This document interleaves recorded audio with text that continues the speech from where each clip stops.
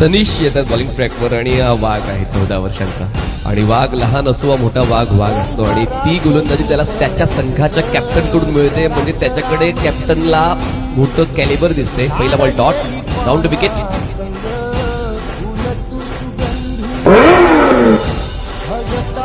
Down to wicket.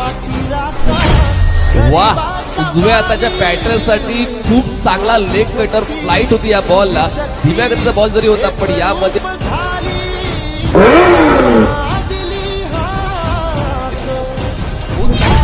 त्यांना रोखण्याचं काम गोलंदाज तनिष करतात.